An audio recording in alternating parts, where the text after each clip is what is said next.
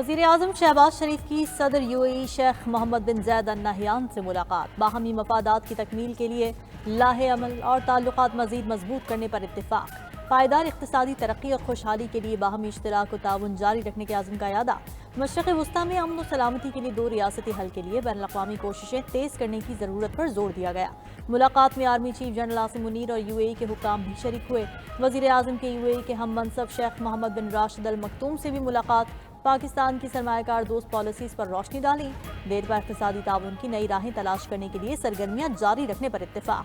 शहबाज शरीफ की कुवैत के हम मनसब के साथ भी बैठक।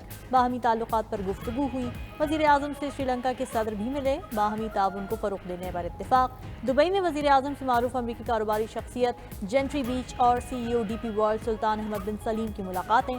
शहबाज शरीफ ने मुल्क में सरमायाकारी के पुरकशिश मौक़ों से फ़ायदा उठाने की दावत दी। शहबाज शरीफ का इजब गवर्नमेंट नुमाइश का दौरा, चैलेंजेस के जदीद हल फराहम करने वाले माहिरीन से मुलाकात और गुफ्तगू की।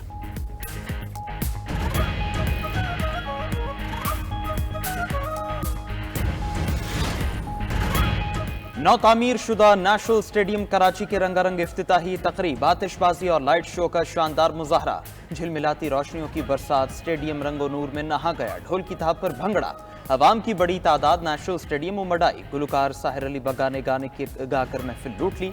शौकीन ने खूब इंजॉय किया। गुलकार अली जफर और दीगर फनकार भी परफॉर्मेंस पेश करेंगे। स्टेज पर टीम क़यामत से स्टेडियम फैंस की शोर से गूंज उठा। बाबर आजम, शाहीन आफरीदी, नसीम शाह और फ़ख्र जमान की शौकीन से चैंपियंस ट्रॉफी में भी यही जोशो जज्बा बरकरार रखने और टीम के लिए दुआओं की अपील। वज़ीर आला सिंध मुराद अली शाह ने नौ तामीर शुदा स्टेडियम का इफ्तिताह किया। गवर्नर सिंध कामरान टिसोरी और चेयरमैन PCB मोहसिन नकवी भी मौजूद थे। वज़ीर आला ने रिकॉर्ड मुद्दत में तामीर नौ करने पर चेयरमैन PCB को मुबारकबाद दी। खेलों के लिए भरपूर सहूलियात देने के आज़म का यादा।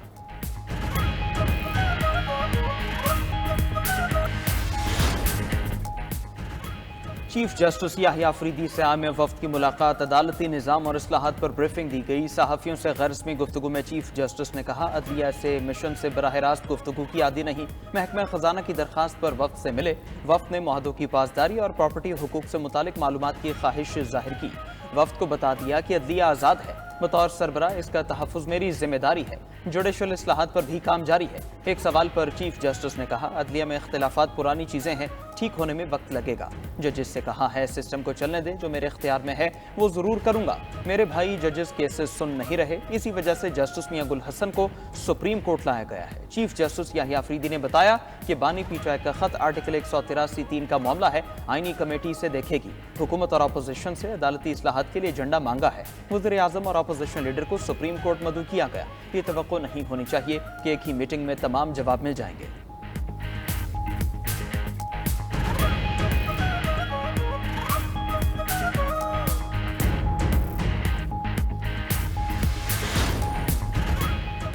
CSS 2024 के नताइज जाने से पहले नए इम्तहानात रोकने की दरख्वास्त मुस्तरद। इस्लामाबाद हाई कोर्ट ने आज समाअत के बाद महफूज किया गया फैसला सुना दिया। दौरान समाअत चेयरमैन FPSC ने CSS 2024 के नताइज अप्रैल में जारी करने का इंदिया दिया था। दौरान समाअत दरख्वास्त गुजार के वकील ने कहा कि रियासत ने हुकूक का तहफ़्फ़ुज़ करना है। जस्टिस मोहसिन अख्तर कियानी ने रिमार्क्स दिए कि रियासत के सुतून तो अब रहे ही नहीं, रियासत तो अब हवा में है। अदलिया, पार्लियामेंट और एग्जीक्यूटिव सब मुनहदम हो चुके हैं, मगर हम फिर भी मायूस नहीं। पाकिस्तानियों की ये अच्छी बात है कि सिस्टम से लड़ते हैं।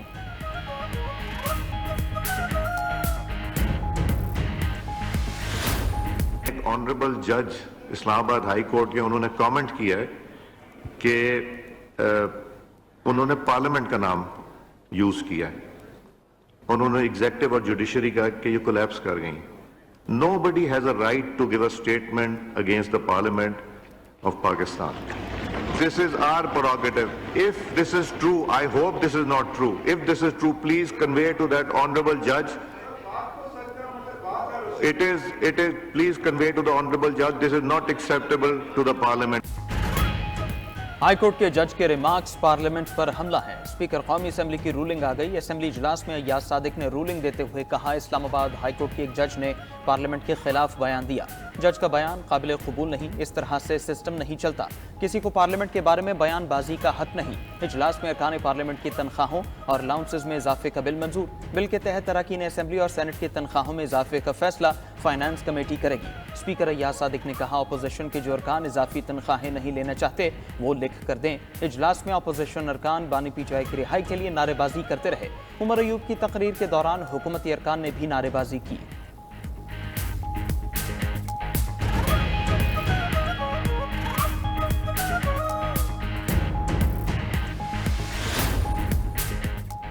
चेयरमैन पीटीआई बैरिस्टर गौहर का कहना है कि इस्लामाबाद हाई कोर्ट के जज के रिमार्क्स दुरुस्त हैं। बाकी इदारों की तरह पार्लियामान भी टूट चुकी है।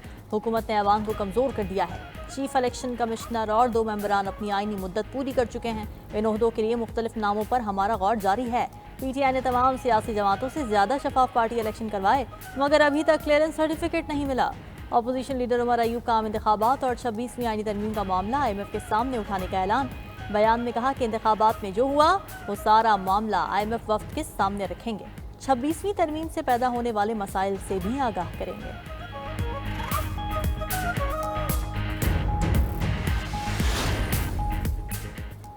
नौ मई को कोर कमांडर हाउस में घुसकर तोड़फोड़ की गई। टीवी स्क्रीन पर डंडे मारे गए। आजकल जलाओ घिराव और तोड़फोड़ करना फैशन बन चुका है। सिविलियंस के मिलिट्री ट्रायल केस में जस्टिस हसन अजहर रिजवी के रिमार्क्स।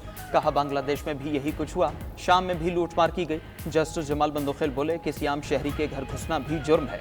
वकील सलमान अकरम राजा ने कहा, आर्मी अफसरों पर भी आर्टिकल 175 की शिकतीन का इतलाक होना चाहिए।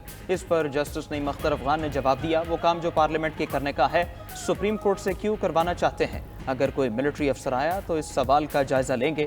जस्टिस अमीनुद्दीन ने पूछा, क्या किसी मुल्जिम ने दौरान ट्रायल फौजी अदालत को चैलेंज किया है। एडिशनल अटॉर्नी जनरल ने कहा, तफसीलात हासिल करके अदालत को आगाह करूंगा। केस की समाअत कल तक मुलतवी।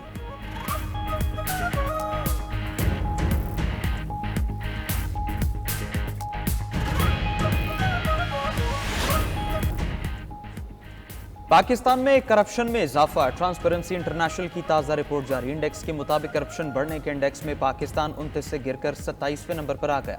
पब्लिक वसाइल के गलत इस्तेमाल कर प्रैक्टिस और अवामी फंड्स अफराद या कंपनीज को देने का इंडेक्स गिरा। पब्लिक सेक्टर, एग्जीक्यूटिव, अदलिया और लेजिस्लेटिव करप्शन का स्कोर भी बुरी तरह मुतासर हुआ और 20 से कम होकर 14 हो गया। 180 ममालिक की मजमूई रेटिंग में पाकिस्तान मजीद नीचे चला गया। नंबर 133 से गिरकर 135 पर आ गया। डेनमार्क बदस्तूर पहले नंबर पर मौजूद, फिनलैंड दूसरे, अमेरिका 28वें, भारत 96वें और बांग्लादेश 151वें नंबर पर है।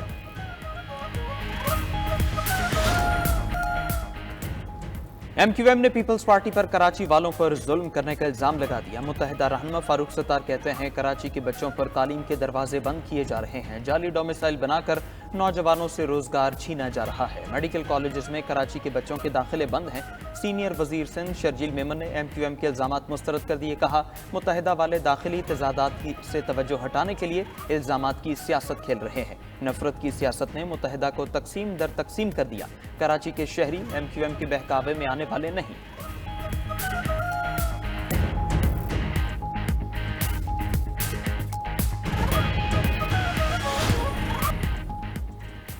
म्यूनिख सिक्योरिटी कॉन्फ्रेंस के मुंतजमीन ने अमरीका को दुनिया के लिए खतरा करार दे दिया। सरबराह इजलास से कबल रिपोर्ट में कहा कि अमरीका आलमी सतह पर क़यादत की जिम्मेदारियां निभाने में नाकाम हो रहा है।